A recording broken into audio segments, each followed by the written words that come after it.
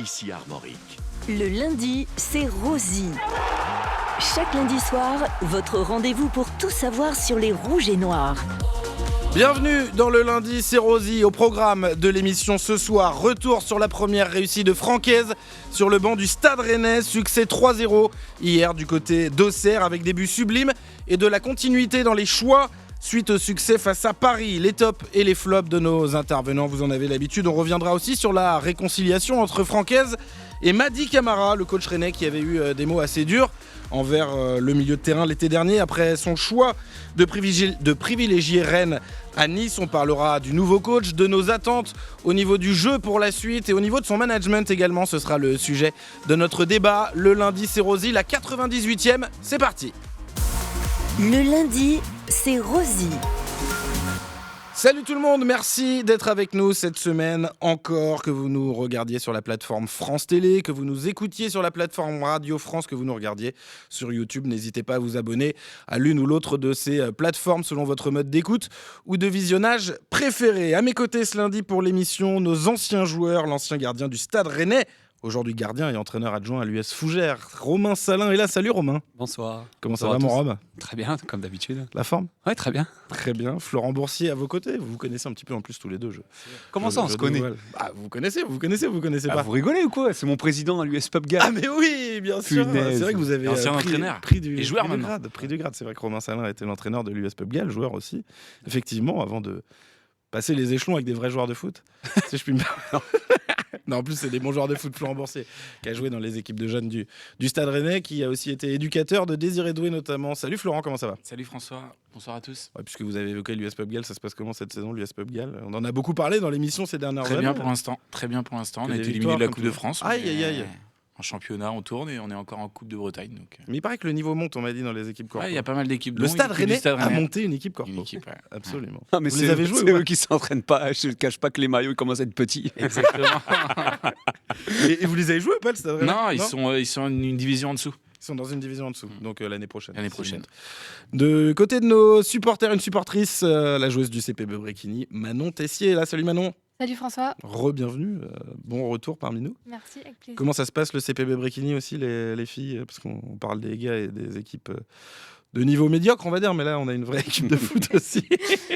Ça va, on est sur 2 défaites dernièrement. Là, on avait fait une bonne série de victoires, donc pour l'instant, au classement, on est 5e. Donc, 5e de 3e Et- division. Comment ? De Détroit. Ouais, c'est ça. Absolument, 5e pour les filles du CPB Bréquigny. Notre abonné Tribune Bordel est là, Jean-Marie. Comment ça va Jean-Marie ? Salut François, très bien et toi ? Très bien, très bien. Vous étiez pas au Auxerre, vous y étiez l'année Non, dernière. exactement. En fait, c'est mieux quand vous n'êtes pas là. Parce que Bah quand c'est vous ça, gagnez. parce que derrière on avait pris 4 je crois, donc voilà. C'est souvent compliqué du côté Ouais, de- Auxerre, de- historiquement, j'ai pas souvenir de beaucoup de victoires là-bas. Non, il y en a pas des masses dans l'histoire. Ça faisait 15 ans que le Stade Rennais n'avait pas gagné Ah, et bah voilà. du côté de Ça se la baie des Champs. Voilà. Et justement, tout de suite, le résumé de cette Auxerre Rennes victoire 3-0 des Rouges et Noirs avec les commentaires ici Armorique. Et on débrief juste après. Bien joué Naguida, la question J et qui va déborder sur le côté droit, qui va se diriger vers la surface auxerroise. Il rentre dans la surface auxerroise. Naguida énorme. Oh, l'arrêt de Léon, Mady Camara et le but rennais. L'ouverture du score des Rouges et Noirs, signé Mady Camara sur un déboulé incroyable de Naguida. Il est énorme le Camerounais. Je l'avais dit, son début de match était un peu à l'envers. Il s'est vite remis dedans. Mais quelle percée de Naguida sur le côté droit. Lui, l'arrière gauche de métier, le Camerounais qui a mystifié la défense auxerroise. Il n'avait pas beaucoup d'angle. Il a tenté sa chance au premier poteau. Léon a repoussé ce ballon. Ça revient plein axe sur Mady Camara qui réussit une superbe demi-volée dans la lucarne de Donovan Léon. Et Rennes pensait être mené 1-0 il y a 2 minutes de cela, mais finalement Rennes mène 1-0 ici à la Baie des Champs grâce à Mady Camara. Une occasion de 2-0, Szymanski, bien joué, qui se bat bien au milieu de terrain là, qui va ouvrir ce ballon magnifique vers le Paul de la surface, le Paul 2-0. Quel ballon incroyable de Sébastien Szymanski, le meneur de jeu polonais, qui fait parler encore une fois la magie de son pied gauche. Szymanski pour le Paul, c'est la 2e fois après le corner face à Paris et le but d'Esteban Le Paul. Voilà une 2e réalisation avec une passe des deux l'un pour l'autre. Magnifique cet amour de ballon pour Le Paul qui s'emmène sublimement ce ballon de la poitrine derrière. Demi-volée, barre transversale rentrante et ça fait 2-0 après 22 minutes de jeu pour le Stade Rennais ici à la Baie des Champs.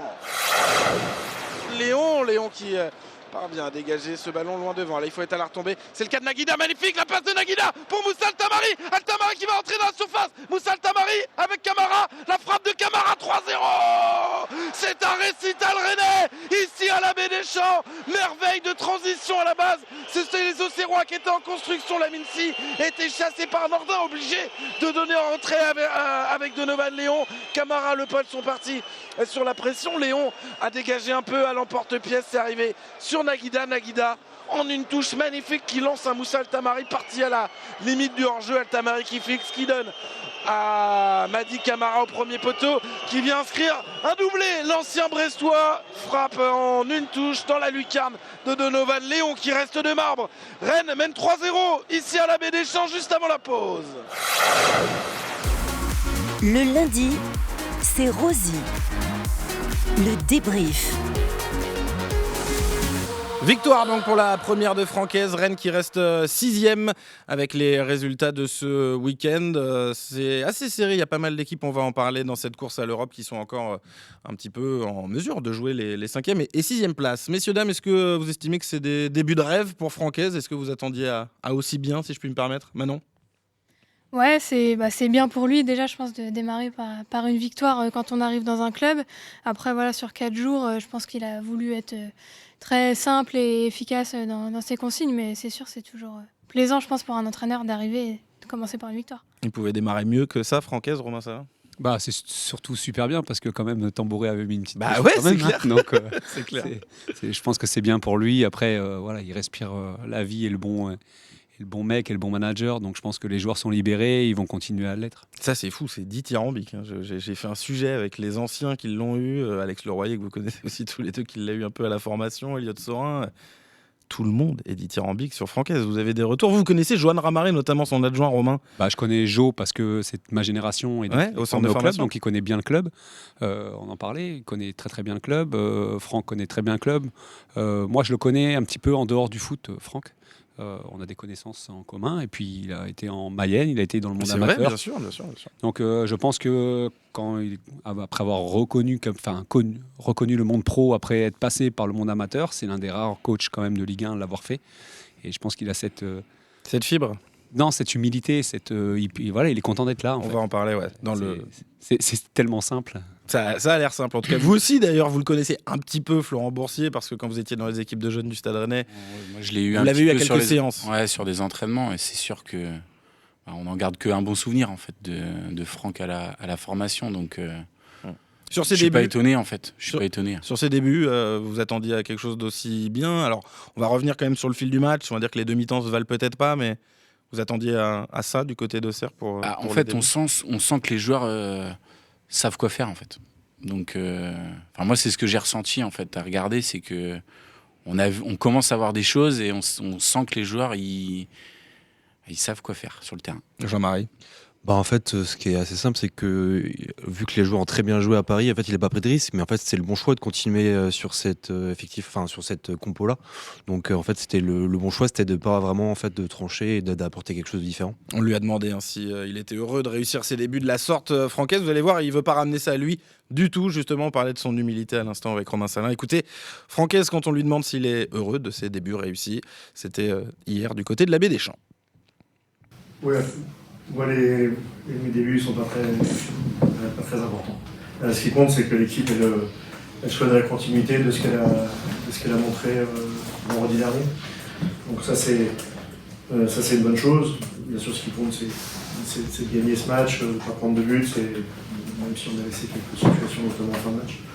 Mais voilà, ça c'est ça le plus important. Et puis ce qui compte aussi, c'est qu'on sait qu'il y a encore, comme vous le dites, capacité à faire encore mieux. Même si on a globalement plutôt correctement maîtrisé la deuxième période, on peut faire mieux, notamment dans l'utilisation. On a eu un bon quart d'heure, mais je sais qu'on est capable de faire mieux dans ces moments-là. Voilà, il dit quand même qu'ils seront sans doute capables de faire mieux. Justement, il évoquait un petit peu la deuxième mi-temps. Vous l'avez un peu dit, Jean-Marie, maintenant, est-ce que vous êtes d'accord ? C'est vrai qu'il s'est quand même placé un peu dans les pas de Sébastien Tambouret, finalement. C'est ce qui est aussi une forme d'humilité, un petit peu. Est-ce que vous êtes d'accord avec ça, Manon ? Oui, et puis au final, ça lui a donné raison parce qu'il y a le résultat derrière. Après, je pense qu'il va être amené peut-être à faire des modifications, hein. Il y a le temps et il y a pas mal de matchs encore pour ça. On n'est pas sûr d'être sur un 11 type non plus à chaque fois. Mais oui, je pense que c'était le bon choix de repartir avec les mêmes qu'on gagnait à Paris, contre Paris, et puis on continue. Il y avait autre chose à faire. Est-ce que c'est logique finalement? Il arrive le mardi, on le rappelle quand même, hein, au Stade Rennais, le mardi soir même. Francaise, c'était la logique quand même, Romain, de repartir, on va dire, sur cette équipe qui avait battu le PSG, non?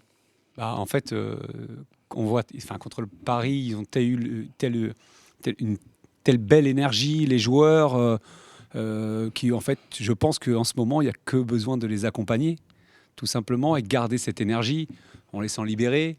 Un groupe quand même, entre ce qui se dit, je suis pas persuadé que tout le monde était aimé derrière Habib Beye.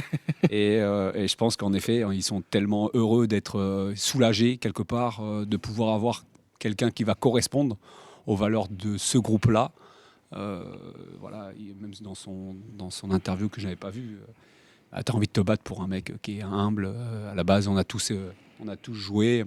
Maintenant, on est d'accord sur le fait que la personnalité d'un entraîneur, encore plus chez les filles, tu le sais très bien, c'est très important. Ah bon? Qu'est-ce que ça change? Apparemment, on m'a dit, l'année dernière, j'étais à Bréquigny, on m'a dit, quand on travaille avec un groupe de filles, il faut quand même que les filles t'apprécient humainement. Mais chez les garçons aussi, je pense. Aujourd'hui, oui, je pense aussi. Aujourd'hui, oui, aussi, je pense. Ce sera un des thèmes du débat. Manon, juste, c'est vrai ou c'est un cliché? C'est pas facile d'encadrer une équipe féminine, hein, franchement.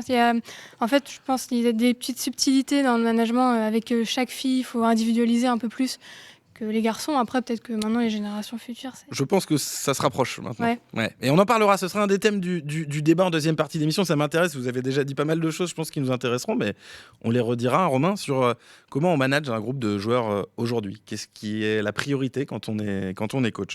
Pour revenir sur ce match face à Auxerre, Florent, vous auriez fait pareil, le même 11 qu'a battu Paris. C'est logique pour vous, ce choix de Francaise? C'est tout à fait logique. On vient de battre Paris avec une performance quand même... qui a été bonne, donc il n'y avait pas de débat qui repartait avec la même équipe. Ouais, écoutez, on va réécouter Francaise justement. On lui a demandé, est-ce qu'il y a eu quand même des consignes différentes? Qu'est-ce que les joueurs ont demandé peut-être? Qu'est-ce que vous avez voulu, avec le peu de temps qu'il y avait, mettre en place? Écoutez Francaise nous répondre sur ces consignes qu'il avait données à ses joueurs avant ce match à Auxerre.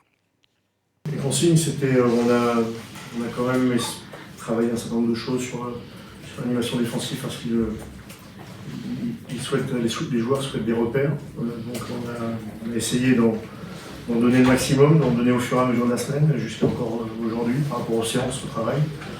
Et puis après, sur l'animation off, on avait fait quelques petites modifications. Il y avait des choses sur les plongées, sur le fait de pouvoir tirer un peu sous le bloc au serroir. Mais voilà, rien de forcément très particulier, mais rester, je vous dis, aussi dans la continuité de ce qu'ils ont fait sur l'esprit de corps, sur la cohésion, sur le cœur, sur pas mal de choses qui font que les aspects tactiques ont de l'importance, mais s'il n'y a pas ces bases-là, ça en perd. Voilà, Francaise qui parle notamment de l'animation def. Les joueurs ont besoin de repères, c'est ça qui est dit. Qu'est-ce que vous comprenez, Jean-Marie, quand vous entendez ça? Parce que c'est visiblement une demande des joueurs. Les joueurs lui ont dit on a besoin de repères. On en manquait, ça veut dire sans doute. Le système à 4, beaucoup le voulaient. C'est vrai qu'on a, Tambouret l'a installé contre Paris, Francaise l'a réinstallé. Et c'est vrai que c'est juste qu'on a pas mal entendu, mais ça responsabilise un peu plus les défenseurs centraux. Donc potentiellement à 3, peut-être qu'ils se cachent un peu plus sur les interventions, et là ils sont un peu plus impliqués. Après c'est vrai que je suis pas tacticien, donc c'est pas. Mais on va aller voir. J'ai un peu moins de billes là-dessus sur la partie tactique. Non mais c'est ce que je voulais savoir ce que vous en compreniez peut-être. Je dis ça parce que personnellement je me dis ils en manquaient avec Habib Beye peut-être de repères quoi. S'ils lui ont demandé des repères, c'est un peu. Voilà, c'était plus simple quoi, comme schéma. J'ai l'impression. C'était un. Je pense que 4-2-3-1, les joueurs ils ont tous été formés un peu dans ce schéma-là. Après entre deux schémas quand même, une défense à 3, une défense à 4, il faut juste c'est de la com, il faut juste communiquer. Qui prend la couverture, c'est-à-dire est-ce qu'un central qui sort par exemple sur une couverture d'un latéral, est-ce que c'est la sentinelle qui vient se replacer, ou est-ce qu'on dit à la sentinelle d'aller toujours couvrir l'un des latéraux et le central il reste en place. Voilà, c'est juste des petites, à mon avis, c'est quand on a un changement d'entraîneur, c'est les premiers repères qu'on doit avoir. Qui prend les couvertures? Est-ce qu'on fait une couverture? Quels sont les repères de pression? Peut-être que comme il leur laisse peut-être aussi plus d'opportunités, les joueurs ils se disaient ils ont envie de bien faire. Est-ce que ça? Ouais, il faut se montrer devant le nouveau coach aussi. Non, et puis il n'y a pas que ça, il y a aussi.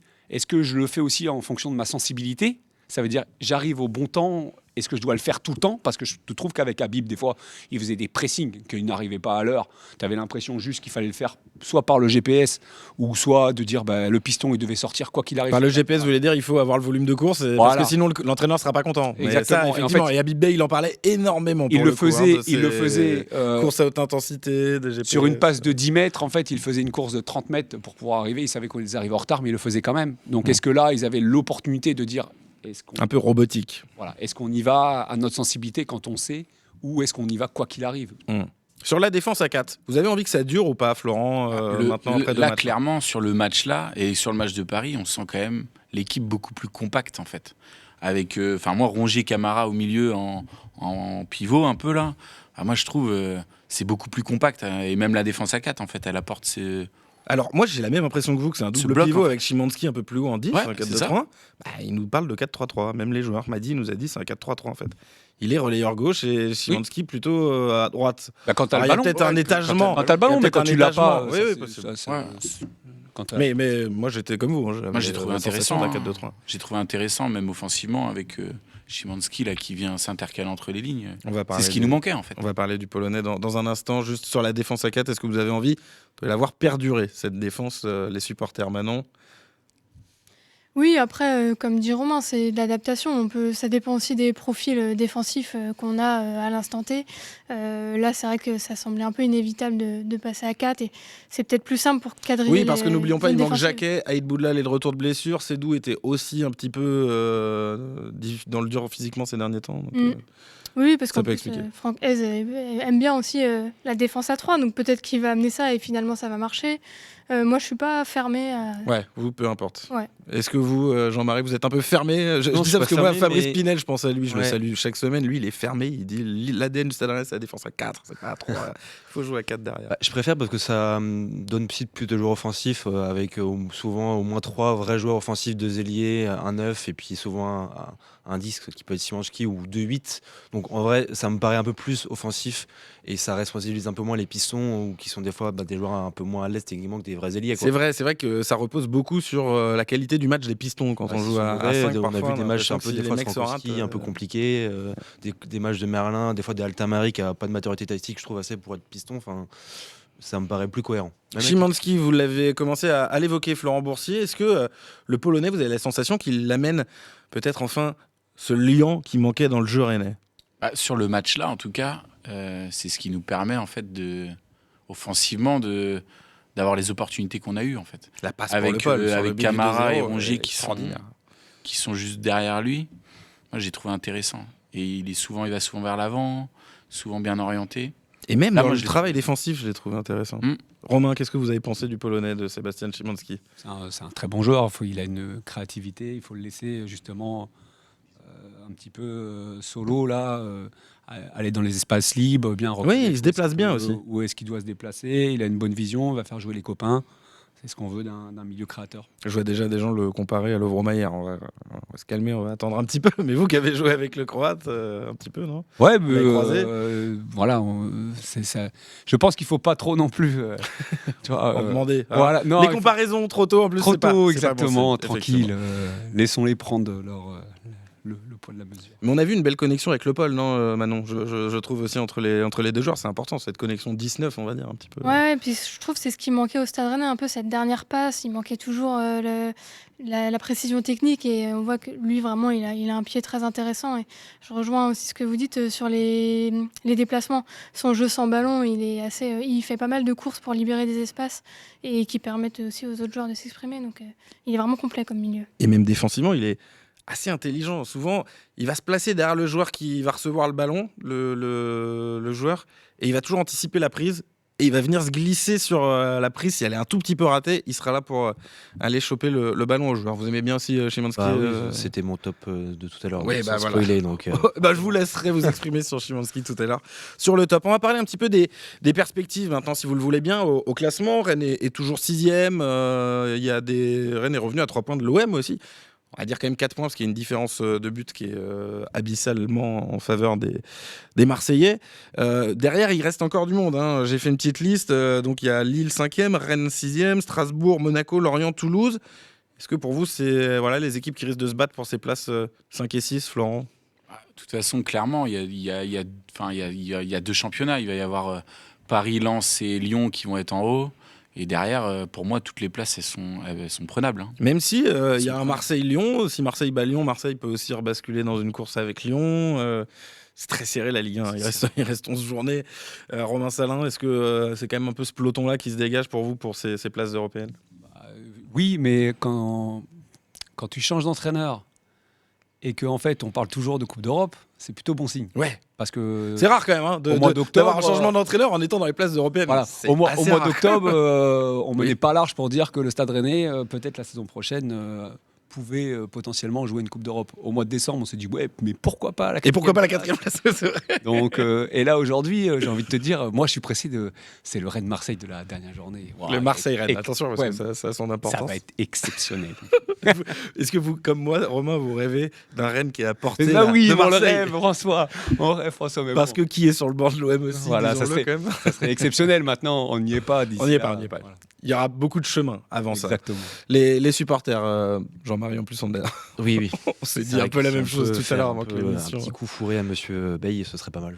Alors, justement, je veux bien qu'on parle de ça parce que moi-même, et je le dis en tant que suiveur, j'ai fait partie de ceux qui trouvaient parfois les discours un peu durs avec Habib Beye, assez tardivement aussi. Et maintenant, je fais aussi partie de ceux qui, je trouve le départ très sale, de son côté en tout cas, et qui a un petit peu aussi envie de...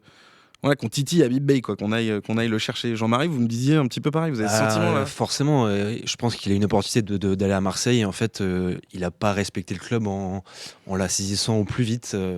Il était en contrat, il a demandé, ça a été il a demandé effectivement à Marseille comment s'il pouvait partir ou pas. Donc déjà, je trouve que c'est un manque de respect. Et puis c'est vrai que son bilan est correct, faut pas sportivement. Après, dans le jeu, c'était très moyen. Et beaucoup de com pour au final assez dans le jeu pas grand chose, même si dans les résultats c'était totalement correct. C'est ça, on va dire, si on regarde comptablement c'est correct, mais sur les émotions. On l'a assez rhabillé là. non, pas forcément. Manon, votre avis sur Habib Beye justement aussi, j'ai envie de vous entendre les uns les autres. Parce que voilà, on tourne une page quand même, mais je sens chez les supporters rennais vraiment qu'il y a ce truc de, c'est vrai que comme le disait Romain, si à la J34, on peut aller choper cette place à Habib Beye. Ah, c'est tentant, ouais. C'est sûr. Mais ça interroge, son départ, il interroge forcément. Oui, son bilan, il reste correct. Après, c'est aussi des joueurs qu'il avait choisis là, soi-disant sur le mercato l'été dernier. Donc, il avait l'effectif qu'il voulait. Et voilà ce qu'il a mis en place. Je pense que tout le monde est d'accord pour dire que c'était pas non plus exceptionnel dans le jeu. Maintenant, la façon de partir, je pense que ça blesse surtout les Rennais parce que c'est...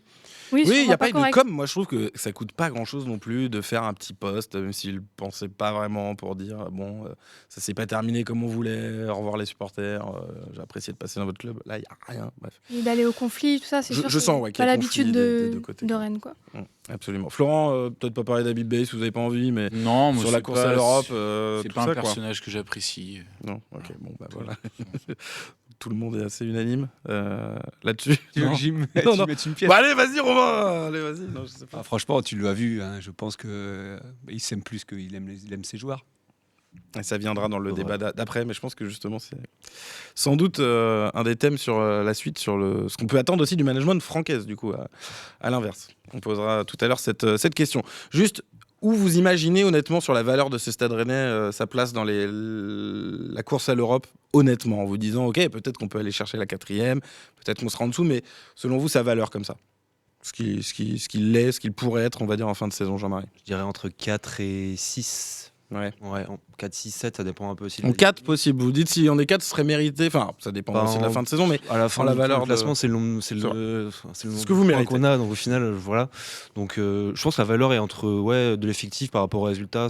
Tout dépendra de ce qu'on va faire aussi, mais depuis le début de la saison, on navigue quand même plus ou moins dans ces eaux-là aussi. Hein. Ouais, c'est vrai, c'est vrai. Donc pour moi, c'est plutôt la valeur de l'effectif. Et Depuis la 13e journée, je crois, Rennes est Ouais. dans les places. Ça fait quand même un bon ça bout fait, de temps. ça fait une dizaine de journées. Manon Ouais, valeur. pareil. Je pense après, Rennes a la spécialité de quand on peut passer un cap, perdre les points là où il faut pas. Mais je pense que les autres équipes vont faire des faux pas aussi. Donc, à voir comment se comportent aussi Marseille, Lille, des équipes qui sont un peu plus en difficulté. Et pourquoi pas accrocher la 4e. on espère. Ouais, et puis on verra aussi avec les équipes qui ont encore de la Coupe d'Europe à jouer, celles qui sont encore en Coupe de France. La valeur comme ça de ce stade rennais en l'état, Romain, pour vous.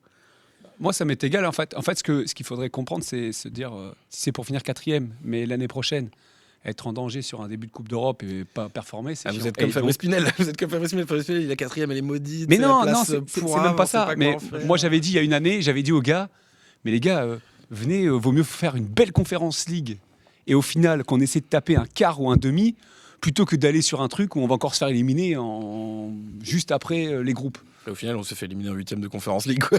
Non, c'était l'année d'après.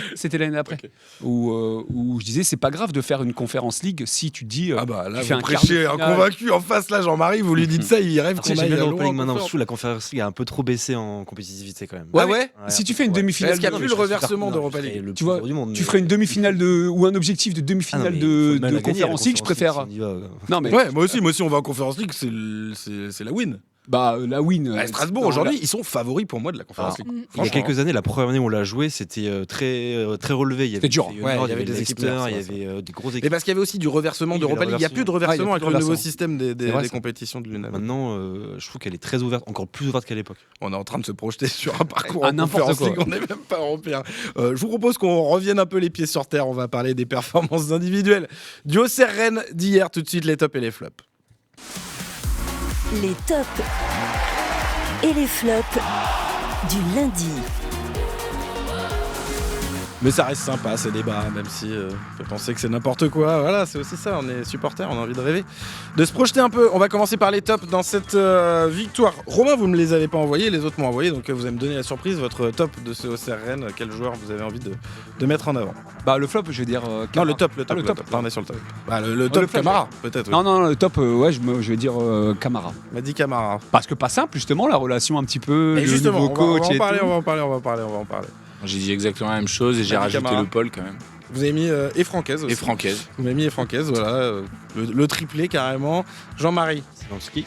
Szymanski pour Jean-Marie. Manon, Camara aussi. c'est un Camara. Et pour moi également, Madi Camara. Voilà. Donc, Madi Camara, le plus cité. Je vous propose, je donne quand même le contexte. Effectivement, il y a eu une histoire avant l'arrivée de Madi Camara à Rennes entre Francaise et Madi Camara. À l'époque, Francaise était à Nice. Mais vous verrez, on entendra les deux en parler. J'ai prévu ça dans une petite partie après de l'émission, justement, sur le côté management de Francaise. Donc voilà, on va pas forcément repartir là-dessus, mais juste sur sa perf, Madi Camara, qu'est-ce qui vous a plu particulièrement au-delà des deux buts sublimes, Florent? Enfin, pour moi, il a fait une très bonne performance en tout cas. Il marque 2 buts, donc pour un milieu, c'est quand même assez intéressant.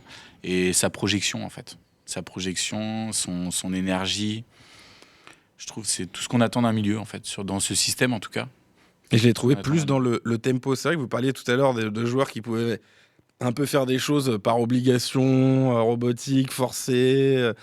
Pas dans le. Là, il était justement dans le sens du jeu. Il y avait un truc de connexion avec ses partenaires un petit peu pour Madi Camara. Vous voulu ajouter quelque chose sur l'ancien Brestois, Romain? Non, un peu plus naturel, en effet. Quelque part, ouais, comme tu dis, un petit peu, je sais pas, soulagé ou en tout cas bien.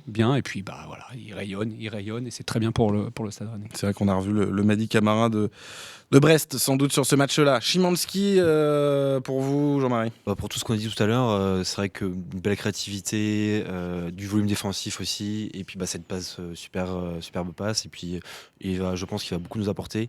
Et Je pense que ça va être un peu ce qui a manqué à Djaoui, un peu de Djaoui Cissé, de la régularité. Je pense potentiellement, il va en avoir plus et sur la durée, ça va nous faire du bien. On va espérer, en tout cas, effectivement, pour le Polonais. Sur Mady Camara aussi, Manon, vous vouliez ajouter quelque chose? C'était votre top.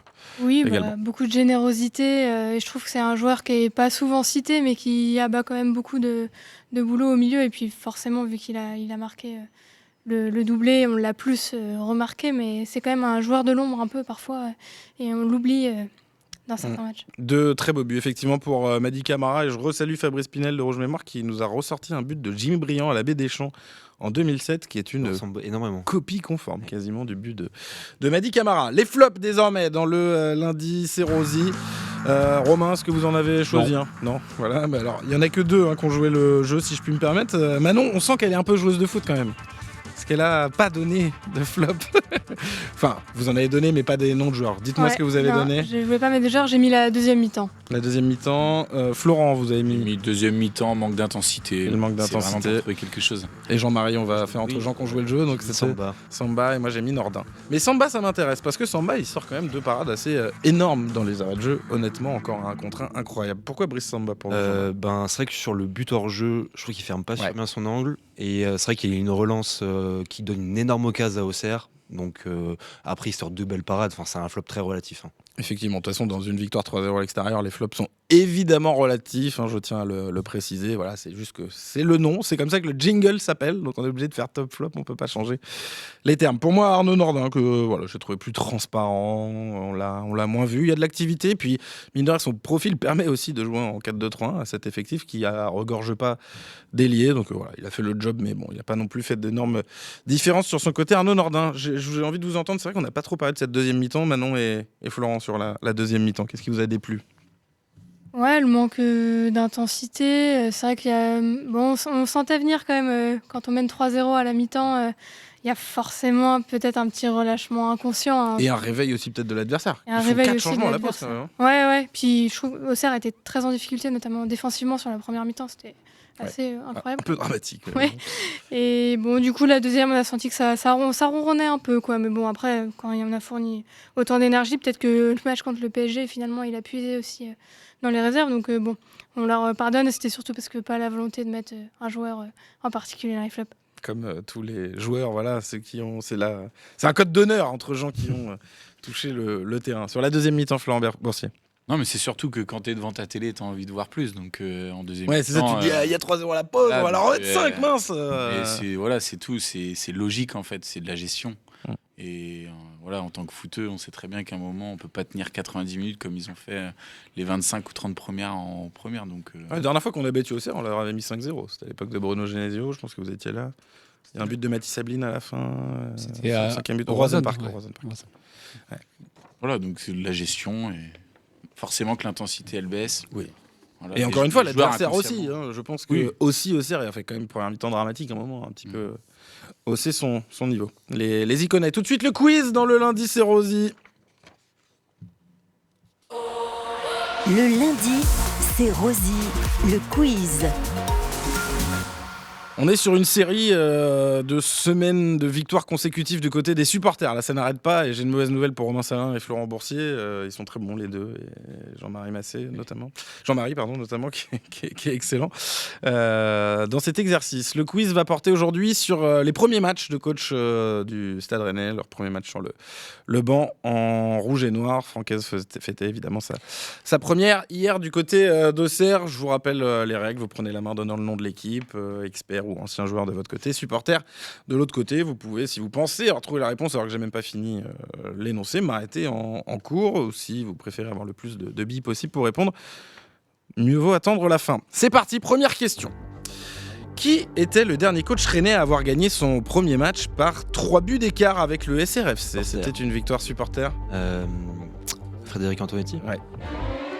J'ai vu la stat passer sur Twitter, donc c'est un peu de la triche. Rouge Mémoire, évidemment, qui l'a sorti. Fred Antonetti. Et alors, pour l'anecdote, c'était une victoire 3-0 au Roison Park face à un club promu à l'époque, Boulogne-sur-Mer. Et pour l'anecdote, ce jour-là, l'actuel adjoint de Francaise, Johan Ramary, faisait ses débuts pro au Roison Park avec Boulogne-sur-Mer. Il n'avait jamais joué en pro et son premier match pour lui formé au Stade Rennais se passe au Rosenpark. Voilà, c'est la petite anecdote sympa pour Johan Ramaret. Enfin, sympa, ils avaient pris 3-0. Non, c'est Mais sympa. voilà. C'est sympa. Oui, ça c'est va, ça. vous validez. Non, c'était Je sympa. pense que depuis. Parce il que est passé au club. Jo, il a fait une carrière, c'était pas si évident pour lui d'aller jouer en Ligue 1. Il a eu des bâtons dans. Enfin, c'est un peu compliqué. C'était un quand même. joueur assez fin, si je dis pas de bêtises, plutôt meneur de jeu, qui avait un peu de ballon. Ouais, mais plutôt il jouait 6 aussi. Ouais. C'était pas un gros impactant. Il avait du volume, mais c'était pas fait d'aller jouer en Ligue 1. Non, Donc, non. De jouer au Roison, je pense que c'était quelque chose de.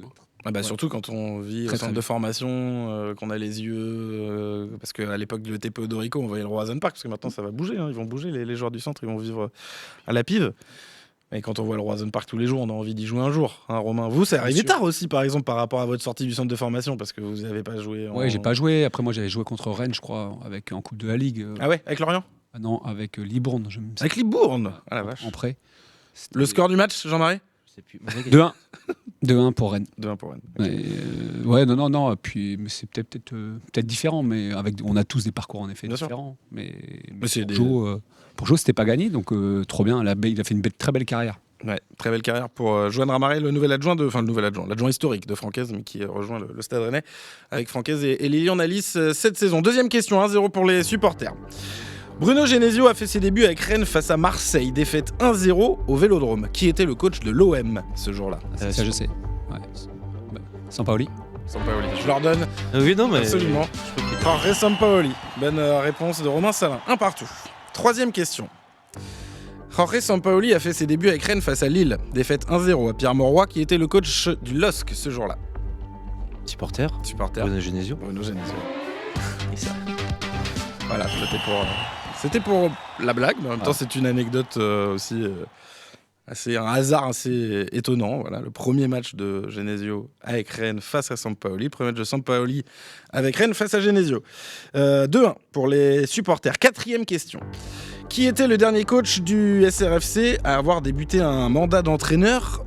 Qui est le dernier entraîneur du SRFC à avoir débuté son mandat d'entraîneur lors d'une première journée de Ligue 1, c'est-à-dire un coach qui avait été nommé, comme ça devrait être le cas normalement, à la fin d'une saison pour avoir débuté une nouvelle. Supporter? Christian Gourcuff, bonne réponse. Ça fait 10 ans que le Stade Rennais n'a pas nommé un coach. C'était en 2016 la dernière fois qu'un entraîneur du Stade Rennais débutait son mandat lors d'une première journée de Ligue 1. C'est quand même fou, c'est-à-dire on n'arrive plus à trouver de stabilité. C'est quand même un manque sans doute de projet. Non? T'es dur. Ça veut pas dire que tu manques de stabilité. À chaque fois, en gros, c'est un mec qu'on vire en cours de saison. Et oui, bon, c'est le foot actuel peut-être. Voilà. Je suis un peu à l'ancienne. Oui, t'es un peu à l'ancienne parce que le foot moderne, si on peut appeler ça moderne, c'est la durée de vie d'un entraîneur, c'est entre 12 et 15 mois. Ah ouais. Voilà. C'est pas long. Donc faut pas trop les faire signer 3 ans, quoi. Comboiré au Paris FC va signer 18 mois a priori. C'est trop déjà. Surtout pour Comboiré, pardon, si je peux me permettre. Non, mais je crois que par contre dans leur contrat, je suis pas sûr qu'ils puissent signer. Oui, tu peux pas signer moins d'un an, je crois. Enfin, il y a quelque chose comme ça. Il y a des clauses pour protéger les entraîneurs. Allez, 5e question, on l'a fait pour du beurre, mais c'est les supporters qui ont gagné 3-1. Au 21e siècle, quel coach a débuté son mandat par 6 succès consécutifs, toutes compétitions confondues? Allez, je la donne aux experts. Julien Stéphan, bien sûr. Alors, avec 5 victoires et une victoire au tir au but, la 6e, c'était face à Brest en Coupe de France, où Rennes est passé pas loin de la correctionnelle. Ce jour-là, ils avaient 2 ou 3 balles de match, je crois, dans la séance des tirs au but, les Brestois et Rennes. on gagne la Coupe de France. Et Rennes gagne la Coupe de France derrière. Comme quoi, ça ne tient à rien, le foot et les titres notamment. On va débattre tout de suite dans le Lundi C'est Rosy. On débat dans le Lundi C'est Rosy. Et j'ai oublié de le dire, mais voilà, les supporters ont conservé le bâton de Pinel une semaine de plus. 5 semaines désormais de victoires consécutives pour les supporters, alors qu'on avait une saison qui était la meilleure de l'histoire dans le Lundi C'est Rosy pour les anciens joueurs. Mais malheureusement, ils sont en train un petit peu de se faire tourner depuis quelques semaines. La question du jour. Quelles sont vos attentes concernant Francaise et son staff, à la fois au niveau du jeu et au niveau du management? On va démarrer par le jeu, si vous voulez bien. Je veux que vous me donniez vos attentes. Qu'est-ce que vous espérez à moyen terme? Je ne vous demande pas à court terme, parce qu'effectivement, là, on en a déjà parlé sur ce match d'Auxerre, on l'a bien compris, c'est placé dans la continuité, dans les pas de Sébastien Tambouret, mais qu'est-ce que vous avez envie, vous, de voir un petit peu au niveau du jeu dans ce Stade Rennais version francaise à l'avenir. Romain Salin, quelles sont vos espérances, vos attentes? Elle est si dure que ça, cette question? Ah ouais, c'est dur parce que, en fait, de la fluidité, Hum. que ça soit plus fluide, qu'on sente qu'ils sont tous à fond. Parce qu'en fait, quand on va au stade, la plus grande des frustrations, c'est se dire, en effet, quand on parle de un peu robotisé, c'est que j'ai l'impression des fois qu'ils prennent pas il y a un adversaire qui fait quelque chose, on peut préparer un match, mais il y a un adversaire aussi qui prépare un match. Et donc, à certains moments, ce qui me manquait, je trouvais au stade, c'est qu'ils voulaient répéter quelque chose qu'ils avaient travaillé en fonction de ce qu'ils avaient fait et pas en fonction de ce que faisait l'adversaire au moment donné. Vous voulez voir de l'instinct, de la spontanéité En fait, chez les joueurs. qu'ils soient assez en confiance pour qu'à un moment donné, il y ait un petit dépassement de fonction de la part des joueurs pour qu'ils puissent aller, par exemple, en première mi-temps, aller sur quelque chose où il n'y a pas l'information, de voir après qu'il y a peut-être eu des discussions dans le vestiaire, des trucs sympas, où il se passe... Donc il y a un lien jeu-management. Il y a un lien, là, déjà, voilà, clairement. un lien. Effectivement, il y a Du lien. un lien. Florent, le jeu, qu'est-ce que vous avez envie de Moi, voir? je Un jeu rajouterais, en fait, spectaculaire, je rejoins Romain, hein, mais en plus, les émotions, en fait, qui transmettent des émotions. Un C'est peu ce ce qui qu'on a vu manquait contre en Paris. fait, depuis un an et demi. Voilà, exactement. Après, il ne faut pas que ce soit un match, il faut que ce soit sur une continuité. Et avec Genesio, on les avait, ces émotions sur chaque match. Il y avait un truc qui se passait. Là, on ne le retrouvait pas quand on allait voir le match. Les supporters maintenant, vos avis? Manon, je vous vois hocher la tête à ce que dit Florent. Qu'est-ce que vous espérez niveau jeu à l'avenir? Déjà complètement d'accord avec les émotions, vibrer au stade. C'est vrai que le match contre le PSG, forcément, de prestige, victoire satisfaisante. Et puis qu'ils aient pas peur de jouer. J'adore les sorties de balles courtes, alors même sur quelques prises de risque. Mais on a vu contre Paris, ils ont osé le faire et ils n'ont pas eu peur. Et je trouve que justement, c'était très intéressant de pouvoir rivaliser sur la qualité technique. Parce que je pense qu'il y a l'effectif pour... Ouais, il y a de la qualité dans cet effectif. Parce que c'est vrai qu'on en a douté parfois cette saison. On a quand même eu des débats en disant qu'est-ce qu'il vaut vraiment cet effectif techniquement à force de matchs justement qui étaient moyens sur ce plan-là. Donc vous pensez finalement que cet effectif, c'est plutôt ce qui leur a été demandé peut-être qui poussait à ce qu'on ait l'impression que ce soit une pas si bon. histoire de confiance, là on les sent Ouais, la en confiance pleine aussi. confiance aussi et qui tentent des choses et qu'on ait des émotions, qu'on vibre, qu'il y ait des buts. C'est vrai que l'ère Genesio où il y a beaucoup de buts, c'était quand même sympa. Elle revient inlassablement cette Genesio, si je puis me permettre, Jean-Marie. Comme un peu tout le monde a dit, c'est vrai qu'aller continuer d'aller vers l'avant quand on mène 1-0, 2-0, parce que on s'est beaucoup fait remonter à l'époque, mais je trouve parce qu'on prenait assez peu de risques pour aller mettre le 3e but, et c'est ce qu'on a réussi à faire à Auxerre. Et voilà. Une équipe conquérante. C'est ça, du pressing, et puis c'est vrai que les matchs un peu à domicile là, contre Le Havre et Lorient étaient un peu traumatisants dans le sens où on a eu des grosses difficultés à contourner les blocs et donc mieux gérer contre les équipes à notre portée à domicile, parce qu'on a gagné quasiment tous nos matchs contre les gros cette année à domicile, mais parce qu'on a peut-être plus d'espace, donc réussir à mieux gérer ça. Est-ce que la période Habib Beye vous a pas fait vous interroger sur ce que vous privilégiez finalement entre le jeu et les résultats? Parce qu'on a eu ce débat tout à l'heure, on l'a dit, les résultats sous Habib Beye, comptablement, il laisse le club dans les places européennes, mais il y avait ce sentiment d'ennui chez beaucoup de gens, finalement. Est-ce qu'on prenait fondamentalement du plaisir? Florent, qu'est-ce que vous en pensez? On a envie de voir son équipe gagner, mais au fond, quand on va au stade, c'est aussi un spectacle, mine de rien. Ouais, mais on a gagné contre les gros parce qu'on était fort dans un jeu de transition. Mais par contre, contre les plus petits, il n'y avait rien parce qu'on n'avait pas de solidité, en fait. On n'avait pas d'habitude, on n'était pas sûr de ce qu'on faisait, en fait. Donc là, c'est ça que moi j'attends, en fait, c'est que on soit sûr de ce qu'on fait, c'est que les joueurs ils savent ce qu'ils doivent faire. Et là, à Auxerre, moi je l'ai ressenti, en fait, que les joueurs, voilà, il leur a pas demandé trop, et sur ce qu'il a demandé, ils l'ont bien fait. Romain, le compétiteur que vous êtes, je pense, a pu être un peu horrifié par la question que je viens de poser. C'est quoi le plus important, les résultats ou le spectacle, au fond? Quand tu payes une place, c'est aussi le spectacle, je pense, pour certaines personnes. Évidemment, les résultats sont importants, après avoir surtout une phase où il y a eu quand même des belles années. Donc évidemment, on a de l'appétence, et de l'appétence plutôt pour ça rapprocher de la Coupe d'Europe. Mais il ne faut pas oublier quelque chose. Je pense qu'il y a aussi, on aime un état d'esprit. Et je pense que Bruno avait un état d'esprit où les gens pouvaient se reconnaître avec beaucoup de simplicité. Franck est un peu dans Il le lui même ressemble genre. le plus. Voilà. C'est un peu l'identité quand même bretonne du stade. Et puis c'est ce qu'on attend aussi de quelqu'un humain en fait. Eh bien écoutez, on va parler un peu de l'humanité de Francaise justement. Je vous en ai parlé, vous l'avez déjà un petit peu évoqué, cette histoire avec Mady Camara, au moment où on va évoquer un petit peu les attentes en termes de management, mais finalement on le disait avec Romain, tout est lié. Le management, du management découle le jeu, sans doute aussi, et la qualité de ce que l'équipe fera. Nous sommes à l'été dernier. Mady Camara doit signer à Nice. Il semble avoir donné son accord aux Niçois. Il y a même des médias, je crois, à l'époque qui annoncent que c'est fait. Puis finalement, dans la nuit, Rennes vient, augmente un petit peu aussi le salaire, on va pas se mentir, par rapport à ce que proposait Nice. Mady Camara choisit Nice et Francaise a des propos à l'époque assez durs, voire très durs même, avec Mady Camara au lendemain de la signature du Rennais à Nice, en disant qu'il y avait une parole donnée, que l'homme manque de valeur. Forcément, quand les deux se sont rejoints à Rennes, il fallait se dire les choses. Mais c'est une affaire réglée désormais du côté d'Auxerre. On va écouter les deux dans la foulée, l'un après l'autre, qui nous parlent de cette histoire, parce qu'évidemment, ils se sont parlé, ça avait beaucoup fait couler d'encre. Francaise, d'abord, nous explique un petit peu sa relation avec Mady Camara, et Mady Camara nous raconte un petit peu ce qui s'est passé avec Francaise. Écoutez les deux hommes. Et on a discuté avec Mady assez vite. Il y avait pas de...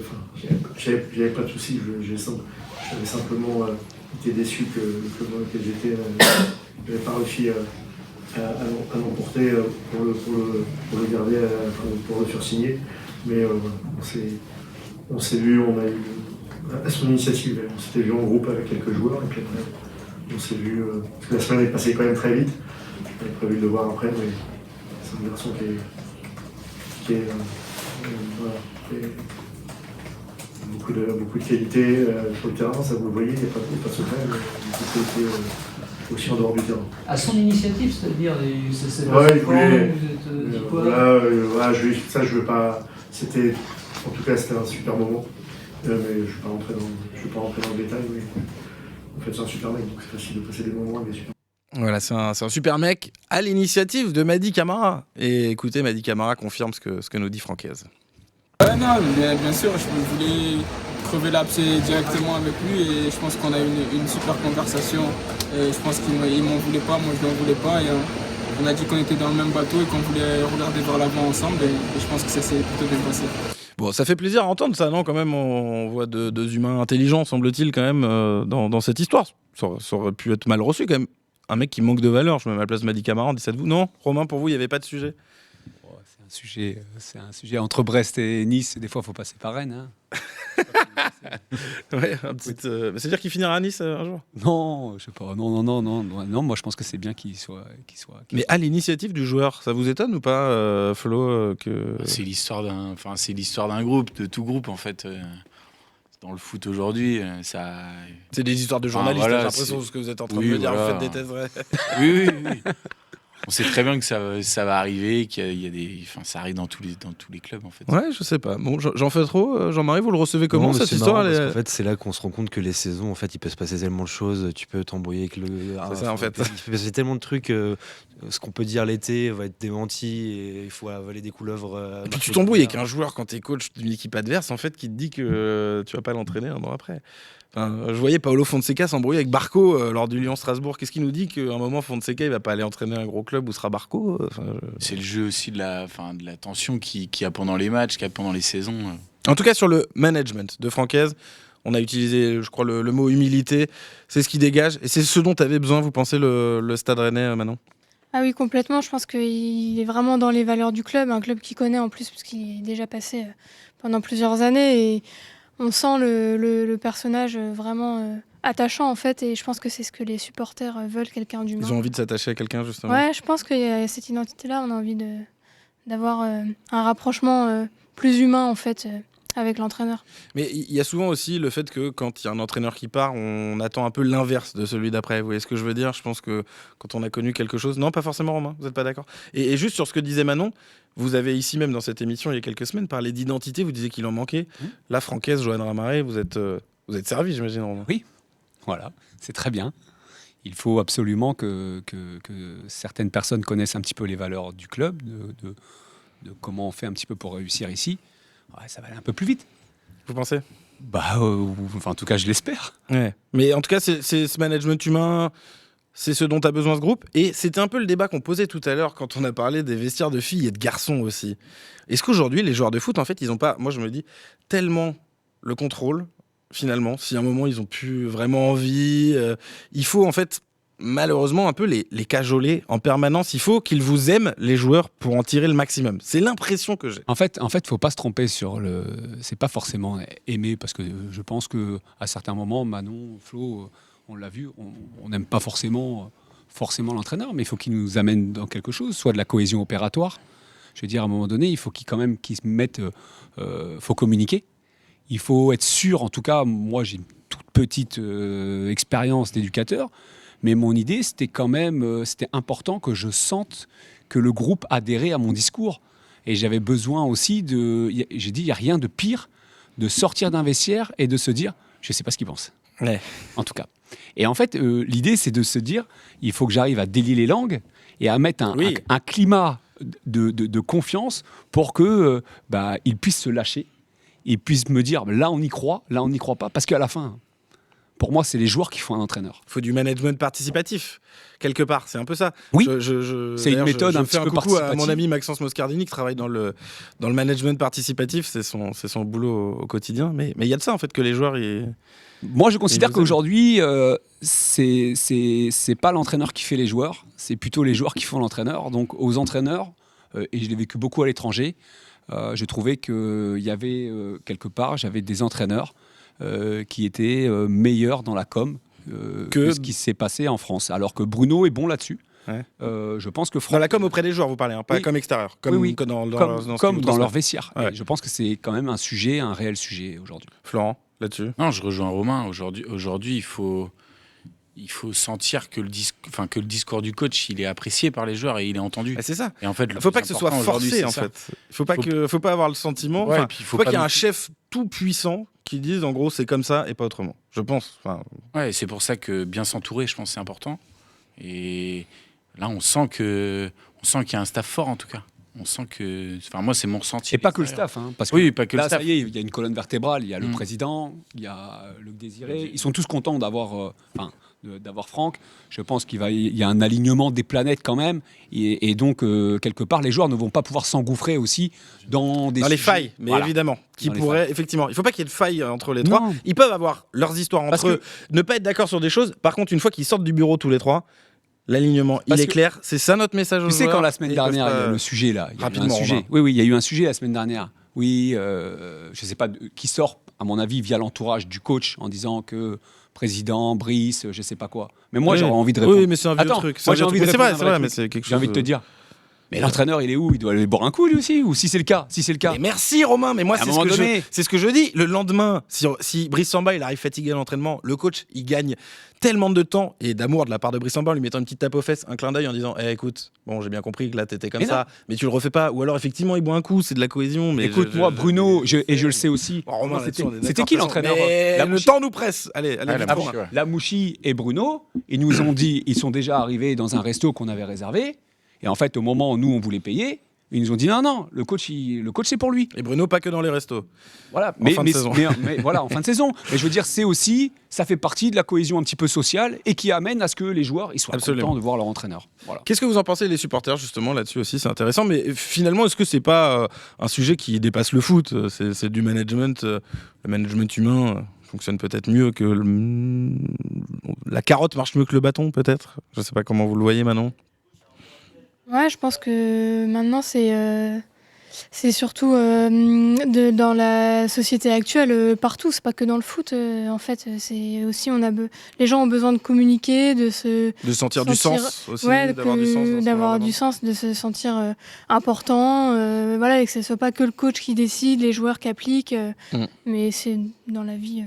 Partout pareil. Jean-Marie, vous avez confiance en Franquès pour ça? Ouais, clairement, je pense qu'il correspond vraiment au club pour ça et c'est vraiment dans la lignée des coachs qui plaise aux supporters et qui marche ici, je pense. Mais alors justement, je trouve qu'il se place dans une posture justement d'humilité. Je pense qu'il sent qu'il y a déjà ça et qu'on risque d'en faire trop, comme peut-être déjà on est en train de dire beaucoup de bien de Francaise. Donc lui, je sens qu'il se positionne avec du recul, mais il a sans doute raison sur ça, comme pour l'instant, de pas trop en faire et on verra au fur et à mesure des résultats. L'émission va quasiment se terminer. On va faire une toute petite page sur la réception de Toulouse samedi au Roazhon Park. Ce sera la 24e journée de Ligue 1. Les enjeux du prochain match dans le lundi c'est Rosy. Toulouse 10e avec 31 points, à 6 points du Stade Rennais qui en a 37. Les Violets qui restent sur 4 matchs sans succès en Ligue 1, qui ont fait match nul un partout à domicile face au PFC. C'était samedi et qui vont jouer aussi, ça aura son importance sans doute, mercredi après le match de championnat au Vélodrome en quart de finale de Coupe de France. Donc ils ont un match important qui suivra cette rencontre. Est-ce que ça peut permettre d'écarter un concurrent à l'Europe ? On va dire c'est ça l'enjeu peut-être pour les Rennais en cas de succès, Romain ? Moi, je vois pas Toulouse être européen. Ouais. Ils sont à 6 points. S'ils gagnent, ils reviennent à 3 points. Ok, donc c'est pas un concurrent. Non. Donc l'enjeu, c'est juste de prendre 3 points de plus et de continuer la dynamique. Exactement, Florent ? Je suis du même avis. Très bien. Jean-Marie, qu'est-ce que vous voyez sur ce match face à Toulouse ? Ils ont un peu de mal à confirmer un peu. Là, ils n'arrivent pas à sortir du ventre mou. Donc, puis la Coupe de France, ils vont peut-être un peu le. À un moment, c'était eux qui étaient juste derrière Rennes. Hein, ouais, c'est vrai. Ils ont été un moment 7e. Ils voient mal aussi. Et donc, il faut du jeu et continuer à faire du beau spectacle au stade, quoi. Manon, pour ce match face à Toulouse, qu'est-ce que vous attendez ? Une victoire. Et plus vite on éloigne le plus de clubs à l'Europe, mieux c'est pour nous. Donc, écarter un concurrent. Allez. Merci Manon. Merci Romain, ça faisait plaisir de vous revoir ici. Merci à vous tous. Merci Florent. Merci Florent Boursier. Merci Jean-Marie. Merci. Et merci Manon pour cette nouvelle émission. Je vous rappelle, abonnez-vous juste ici à la chaîne YouTube du lundi, c'est Rosy. Et je vous dis à dans une semaine pour débriefer justement ce Rennes-Toulouse. Bonne semaine à tous. Le lundi, c'est Rosy.